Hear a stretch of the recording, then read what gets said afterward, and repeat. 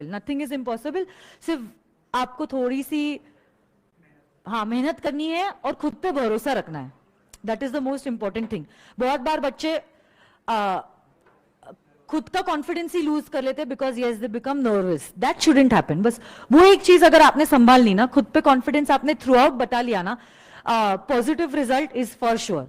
खुद से ही हिम्मत मत हारो। अगर आप खुद ही अपने आप में कॉन्फिडेंट नहीं हो, then there are thousands of people who are going to demotivate you. This is for sure. Whether it is your friends, relatives, neighbors, there are thousands of people who are there to demotivate you. और फिर वो ये बोलने में नहीं छोड़ेंगे कि भाई देखो फाउंडेशन क्लियर कर लिया ना, अभी अप्रिशिएट करेंगे, कल जाके हाँ सीरियसली मैं आपको बोलती हूँ बहुत सारे बच्चों के साथ हुआ है। ये बच्चों की कहानी बस मेरी जुबानी है।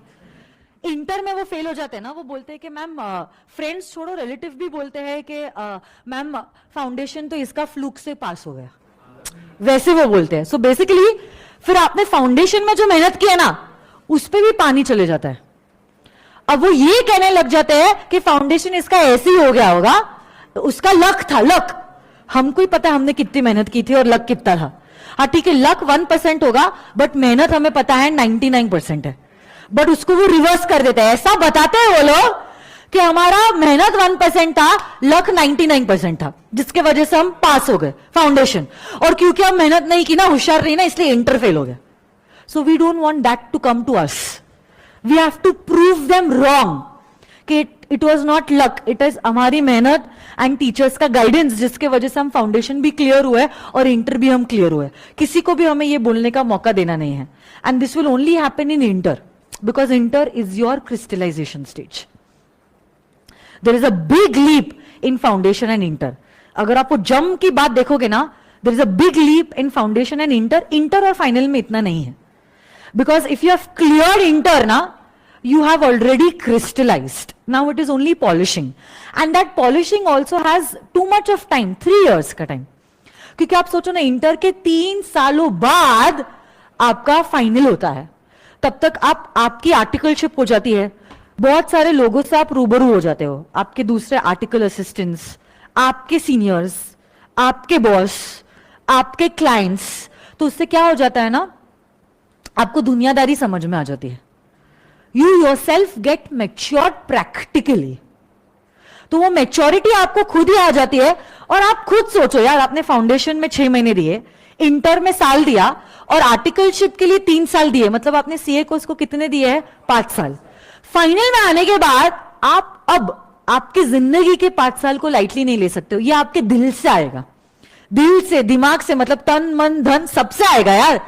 कितना पैसा डाला है कि नहीं, कितना समय डाला है, और साथ में कितने एफर्ट्स डाले हैं।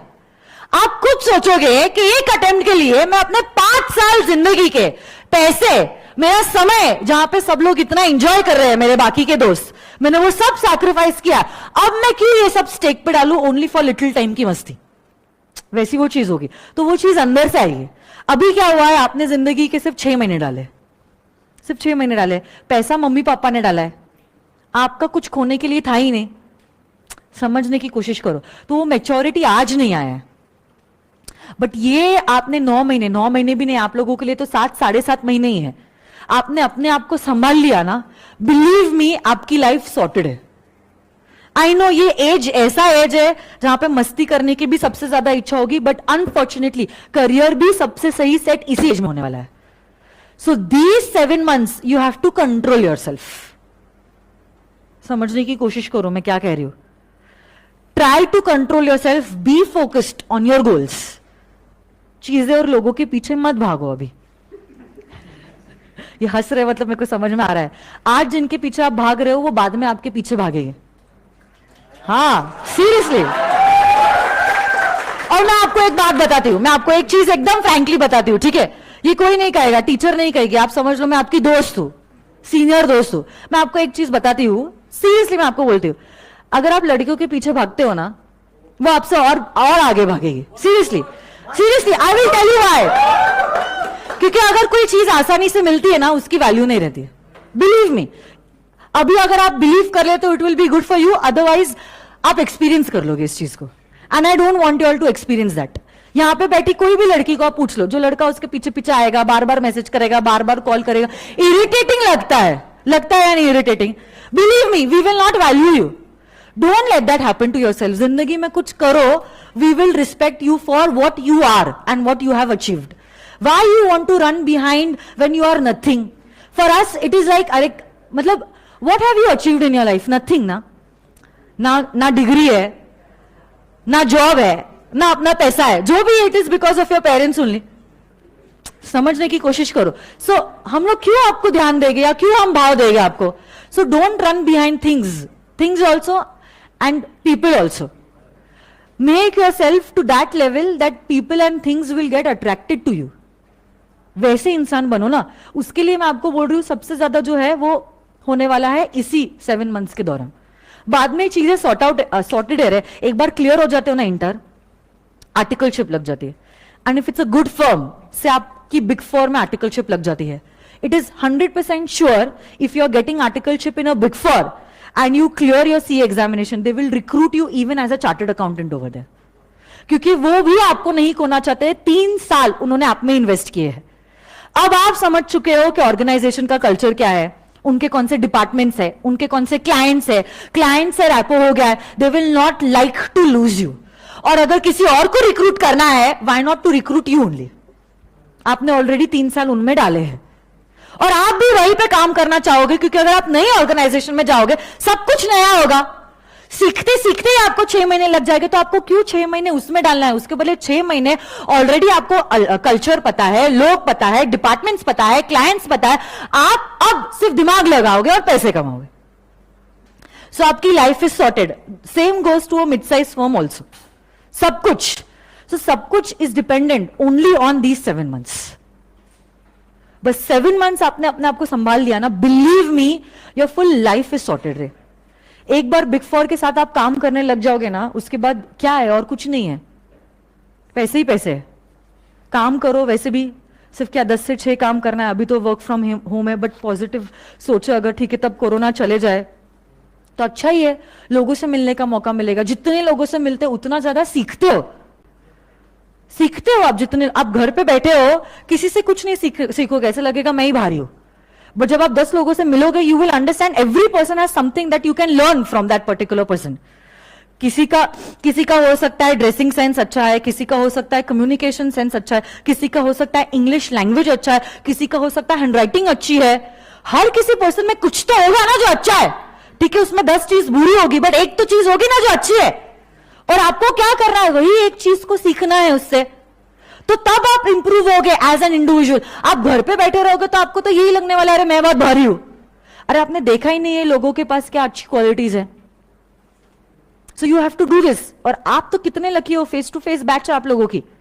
You have to make friends, you have to interact. ऐसा एटीट्यूड में नहीं रहना है मैं हूं और बाकी सब कम है. ऐसा कुछ नहीं एटीट्यूड रखना है. Learn good things from everyone.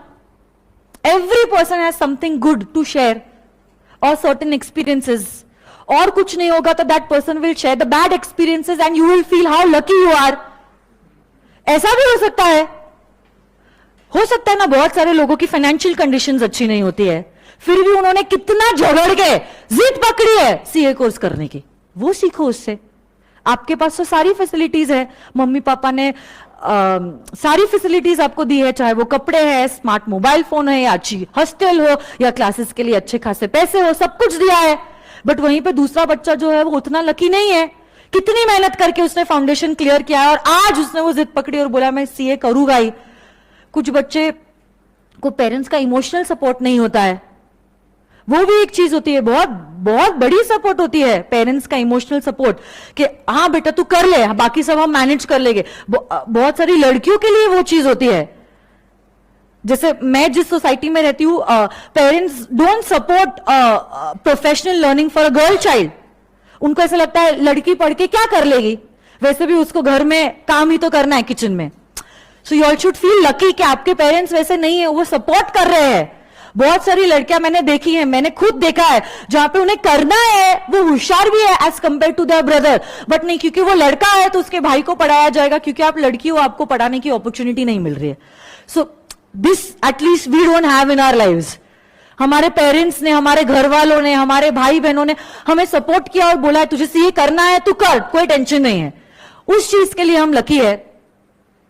बहुत सारे फैमिलीज में ऐसा होता है, बच्चा होशियार होता है बट फैमिली बिजनेस है तो बोला जाता है नहीं नहीं तू पढ़ के भी क्या करने वाला है, तेरे को फैमिली बिजनेस ही संभालना है, तो तू मत कर सीए, उसके बदले तू मस्त एमबीए कर ले, कोई भी कॉलेज से जा, लंदन जाके आ जा, अमेरिका जाके आ जा, वहां की डिग्री लेके आ जा, अच्छी लड़की भी मिल जाएगी। वैसी एटीट्यूड भी होती है। हाँ seriously, I have seen all this and that is why I am telling you. ये देखा है मैंने। बट आप लोगों ने चाहा सीए करने के लिए और आप लोगों को वो अपॉर्चुनिटी मिल रही है, you should be lucky for that, believe मी।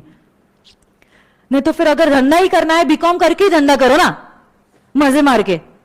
क्यों बीकॉम करने वाले क्या कर रहे हैं, मजे ही कर रहे हैं ना।